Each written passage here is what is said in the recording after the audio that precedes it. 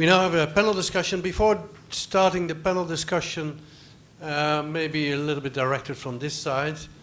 Any questions? There was a question that we had to deny. That person is gone. Too angry. Well, I'm sorry about that. Okay. Then, having said that, please. Thank you. Okay, I will probably start with Marissa. You showed that this term of equivalence is a tricky one. On the one hand side, it opens and leaves a lot not well defined. On the other hand, it's important, especially if you attack the aspect of similarity. In your presentation, you were as well addressing the centralized and the decentralized procedure and said, anyway, the science behind is the same, meaning the way is not that important to go for that. Does that reflect reality and looking into the different countries involved in Europe into that procedure? Yeah, perfect, thank you. I have to say, in the last few years, all new medicines, with no exception, have been provided to the public via the centralized procedure because of the single decision, single SPC, single evaluation, 24 languages, so everything is ready for everyone in the Union. So this has, of course, made very interesting to use the centralized procedure for new molecules. On the other side, if you look at the mutual recognition and decentralized, and if you think about the dynamics of making the products available to patients via the decentralized route, nowadays there is no one who make a registration only for one country. So what happens, even within Europe, so what happens is that in any case, you have a peer review of the evaluation performed across. So at the end of the day, I think that the safety and efficacy, the benefit risk conclusions are superimposable. Because even at the agency in the centralized procedure, what makes this unique is that we have everyone participating in the peer review process. But again, you have two leading evaluation teams from 2 member states, and then you have this peer review across the entire panel, entire community. I would say for less complex issues, where there is no need of pulling expertise together from different countries, I think the 2 procedures are equally good. But when there is a major public health impact, so cancer and other specific therapeutic areas, antivirals, etc., or when you need particularly specialized expertise which is available only scattered across the Union, then the centralized procedure is more useful because you can pool. This was the reason why it was created, the centralized procedure, to pool expertise. But when it's not necessary, or when the expertise is available otherwise, I don't see a problem because the legislation is one, the guidelines is one, the assessors, the evaluation teams are the same.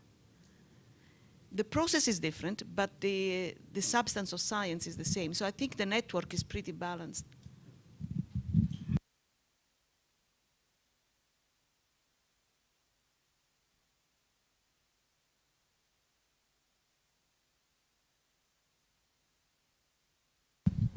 Works? Okay. I have a general question. Now we are getting to know better and better, more knowledge about nanoparticles, the characterization. Now my question is, in the future, the manufacturer will have more difficulty to get their product approved, or it will be easier, or what is, on your point of view, are you more confident and you will ask more questions, or are the requirements higher? I just want to check the feasibility, how it will be easy or more difficult.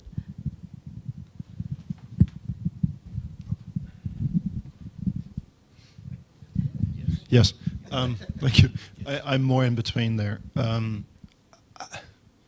If I can quote somebody like a global head of something at Sanofi, to whom I talked the other day, he was given a talk on nanomedicines and how they find it very interesting and stuff. And I said, you know, what's the biggest issue at Sanofi that you see for developing nanomedicines? He said, you know, it's the uncertainty of what the agency will ask us when we submit a dossier. And then if you go to the agencies, they will tell you, we don't know.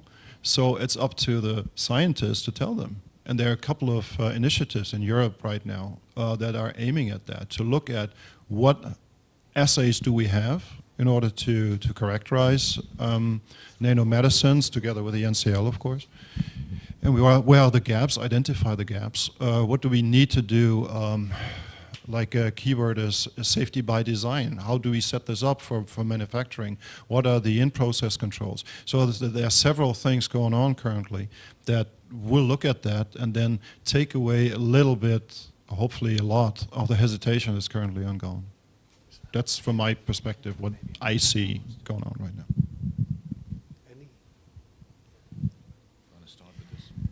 I would be very honest with you. When you say nanomedicines, you imply hundreds of possible solutions. So I can tell you what we see. We see liposomal formulation.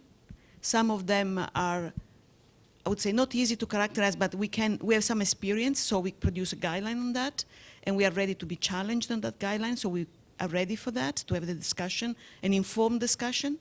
We see iron nanoparticles, which all the difficulties which are around them. We see emulsions, some types of emulsions, not all sorts of emulsions. So for these things we see and we are aware of, we do due diligence. We consult with the scientific community. But when you speak about nanomedicine as a scientist, is a planet, is a universe. You said more than the known stars in the sky. So I think, to be honest, as a regulator, I have to say, will not be easy or easier or more difficult, depends how much we work together.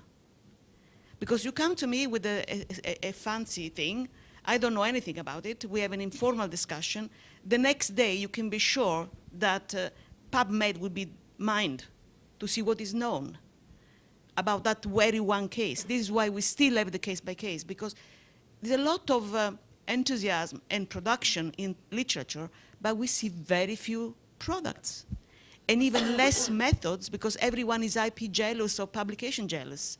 So as a colleague said, we are in your hands, actually.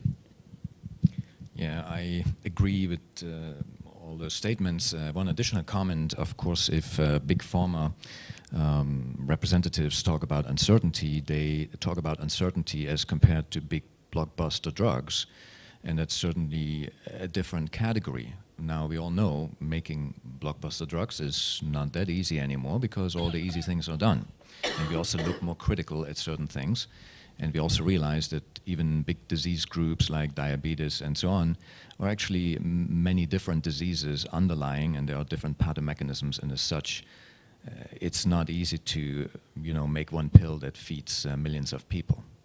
So the relative uncertainty we always have in science, of course, but I think it's a question of dialogue. Again, it boils back to the dialogue and just facing up to the facts. If there is a need for a new product, and if you make a good product, it is not uncertain that this product will become approved and get to the market if the risk-benefit is in a good ratio, and if you have certainty and can prove with confidence that you make this product in a reliable way at high quality.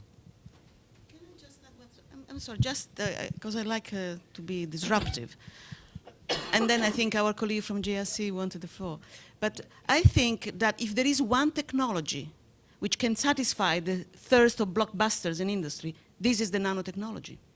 Because you can have a new ways, because of the interaction system living organism, that would allow maybe a new wave of blockbusters as the DNA recombinant were 20, 30 years ago. I agree with you, taxonomy has changed, but there are vast areas of conditions where nanotechnology can make a difference. So I would be less reluctant if I was the Sanofi CEO, but I'm not. He was not the CEO. Probably first. Yes, I would like to talk to Frank about the critical quality attributes. You mentioned that they can link the safety efficacy with the manufacturing process. Do you think that we can generalize critical quality attributes across the different categories? And how can we find principles how to define these critical quality attributes for nanomedicines? I would state that there is opportunity to categorize and create certain categories, and yet it has to be put into consideration with the specific product and the specific route of application and the specific risk area and the specific disease that you apply it to. And as we know, of course, as soon as you change the formulation, you have different challenges.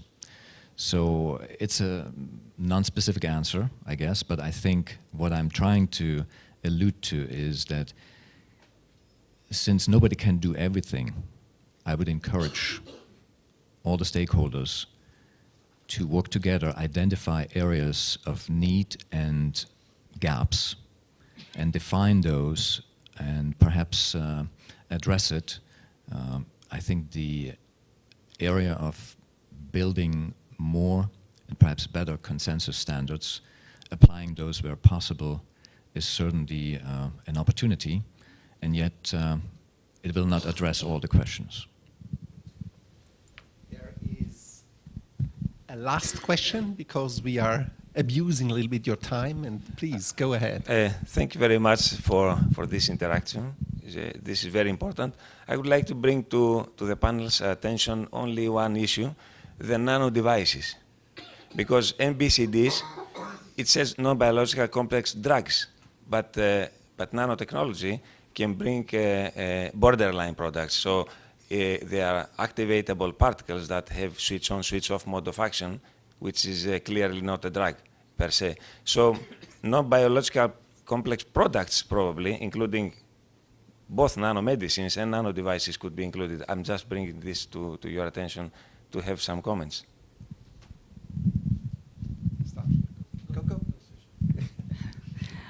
You're absolutely right. It's so clearly the regulatory pathway for devices is somewhat different. However, the basic concept of proving safety and efficacy is exactly the same. So from that standpoint, I think some of the basic principles still apply for the devices. The pathways may be slightly different, and how you get to an eventual approval may be slightly different. But and then when you start adding drugs to these devices, and becomes combination products, it becomes even more complex, from that angle. And so there is I while I don't disagree that it should be broadened to cover the devices as well, I think we haven't learned to crawl yet in this area before we could walk and run. So I think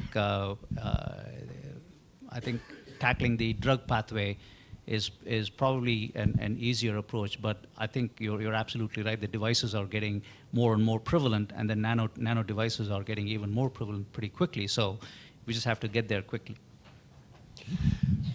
Okay, looking on the time and that the next meeting here is scheduled, I want to try to stop here. Thank you very much to the contributors, the speakers, the floor.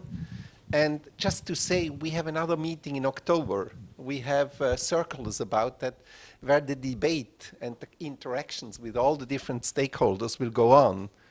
Have a look at it, and if you have time in Budapest, would be great to have you there as well. We are still here as well in the conference, and if you can interact with us, do so.